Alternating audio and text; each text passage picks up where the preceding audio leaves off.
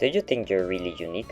Well, to answer this, we must first define uniqueness, taking it as a concept of ipseity, which is individual identity.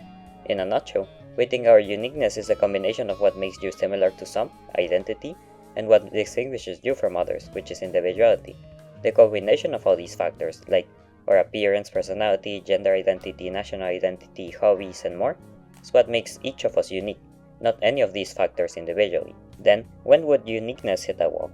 Well, if human cloning were possible, at the moment of cloning, both clones would have the same ipseity. So, they are not unique at that point. If we were to clone you, then you and your clone would not be unique at the start, but each of you would develop their own ipseity as you experience life differently. We can take identical twins as an example, as they're practically naturally occurring clones at birth.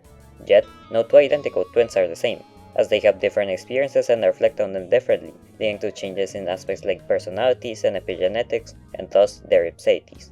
With this observation, we can think that even if you clone yourself, each clone would change, as it isn't like we do not change our ipseity later in life. As an extra thought, what about the case of conjoined twins? Although each has a different ipseity, they share many of its factors. Even then, their experience changes depending on the type of conjoined twin, as some of them even share their conscious experience, yet they develop different personalities and ipseities. Let us know what you think about these in the comments. Anyways, regressing to a non-unique ipseity, how would we take this an extreme? Well, let's look at the cyclic universe theory, which states that the universe will repeat itself at some point.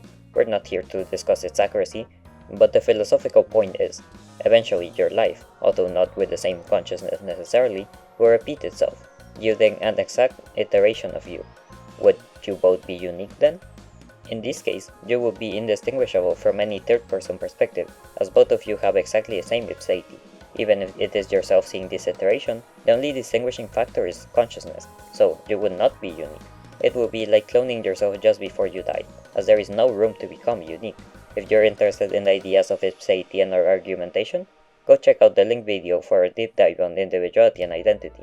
It covers more cases and aspects of why we think our uniqueness and ability to change is what has made humanity thrive so far.